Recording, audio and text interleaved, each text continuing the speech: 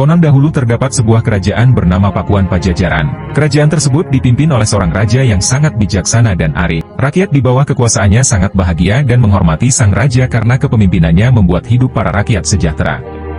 Raja tersebut bernama Raja Prabu Siliwangi. Sang Prabu mempunyai cukup banyak anak, salah satunya bernama Putri Kandita. Ia adalah seorang gadis yang sangat cantik jelita, baik hati dan memiliki sifat yang sama seperti ayahnya. Sang Prabu Siliwangi sangat menyayangi Putri Kandita, dan seiring bertambahkan usia, Putri Kandita semakin memiliki paras yang cantik dan Arya ia merupakan anak tunggal maka ialah sang calon pewaris tahta Raja Prabu Siliwangi kelak. Mendengar keinginan Prabu Siliwangi untuk menjadikan Putri Kandita sebagai penerus tahta, para selir dan anak-anaknya tidak setuju. Mereka tidak rela jika Putri Kandita yang akan menjadi ratu kelak. Suatu hari, para selir dan anak-anaknya berkumpul untuk merencanakan siasat jahat untuk menyingkirkan Putri Kandita dan ibunya keluar dari istana. Untuk melancarkan rencananya mereka meminta bantuan kepada seorang penyihir sakti yang tinggal di sebuah desa terpencil, yang memiliki berbagai macam ilmu hitam. Suatu hari, tanpa sepengetahuan raja, para selir dan anaknya mendatangi penyihir tersebut dan dengan memberikan imbalan yang diminta sang penyihir, selir dan anaknya ingin Putri Kandita serta permaisurinya diberi kutukan agar tidak menjadi pewaris tahta sang raja. Tanpa menunggu lama, sang penyihir melaksanakan tugasnya. Dengan ilmu hitam ia menyihir Putri Kandita dan ibunya agar menderita penyakit kusta. Suatu hari, ketika bangun dari tidurnya Putri Kandita dan ibunya berubah menjadi buruk rupa, tubuh yang awalnya mulus, bersih dan kuning langsat seketika langsung berubah, tubuh keduanya dipenuhi dengan borok dan mengeluarkan bau yang tidak sedap. Putri Kandita dan sang permaisuri mengidap penyakit kusta yang tak kunjung sembuh. Prabu Siliwangi yang merasa heran melihat penyakit aneh pada kedua orang kesayangannya itu langsung memanggil tabib istana untuk melakukan pengobatan. Tetapi setelah dicoba dengan berbagai macam ramuan, sang tabib istana tetap tidak dapat menyembuhkan mereka. Penyakit Putri Kandita dan ibundanya bertambah parah. Tubuh mereka semakin lemah karena tidak dapat mencerna makanan dan minuman. Putri Kandita yang masih muda dapat bertahan menghadapi penyakit yang dideritanya. Namun, sang ibunda yang sudah tua ternyata tidak dapat bertahan hingga akhirnya menghembuskan nafas terakhir. Putri Kandita dan Raja sangat terpukul dengan meninggalnya permaisuri.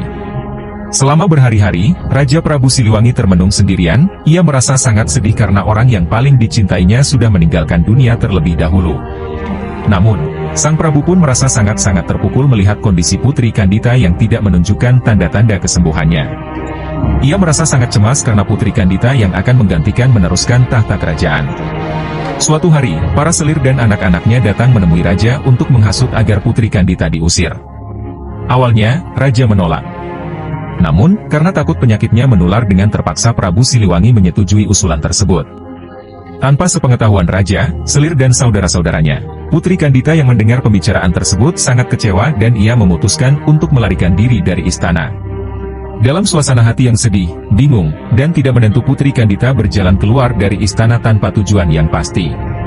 Selama berhari-hari ia berjalan tanpa arah hingga akhirnya tiba di pesisir pantai selatan Pulau Jawa yang memiliki banyak batu karang dan ombak besar. Di salah satu batu karang itu dia kemudian beristirahat hingga akhirnya tertidur karena kelelahan. Dalam tidurnya, Putri Kandita bermimpi mendengar sebuah suara gaib yang menyuruhnya menceburkan diri ke laut agar penyakitnya sembuh dan sehat seperti sedia kala. Putri Kandita pun terbangun dari tidurnya. Ia lalu merenung meresapi kata-kata gaib tersebut karena ragu apakah suara itu merupakan sebuah wangsit atau hanya orang iseng yang membisiki saat dia tertidur. Tetapi setelah melihat sekeliling, sejauh mata memandang yang ada hanyalah hamparan pasir putih beserta ombak bergulung-gulung di sekitarnya. Oleh karena itu, yakinlah Putri Kandita bahwa suara gaib tadi merupakan sebuah wangsit yang harus dia laksanakan demi kesembuhan dirinya. Meyakini bahwa suara itu sebuah wangsit, Putri Kandita segera melakukan yang diperintahkan. Sangat ajaib. Ketika menyentuh air, seluruh tubuh Putri Kandita yang dihinggapi borok berangsur-angsur hilang dan menjadi mulus kembali. Kesembuhan Putri Kandita tidak membuatnya kembali ke istana. Dia lebih memilih untuk menetap di pantai selatan dan berbaur dengan penduduk sekitar yang sebagian besar berprofesi sebagai nelayan. Sejak tinggal di sana, Putri Kandita sangat terkenal karena kecantikan yang ia miliki. Banyak pangeran dari berbagai kerajaan datang untuk melamarnya. Namun, dari sekian banyak yang melamarnya Putri Kandita sama sekali tidak tertarik. Sebagian dari mereka mundur karena Putri Kandita mengajukan syarat yang sangat sulit. Salah satu syaratnya adalah mengadu kesaktiannya di atas gelombang pantai laut. Namun, sebagian dari mereka yang menerima syarat. Ternyata, dari sekian banyak lelaki yang beradu kesaktian, tak seorang pun mampu mengalahkan Putri Kandita. Mereka akhirnya menjadi pengikut setia yang selalu mengawal sang putri kemanapun dia pergi. Sejak itulah, Putri Kandita dikenal sebagai Ratu Penguasa Laut Selatan Pulau Jawa yaitu Nyai Roro Kidul.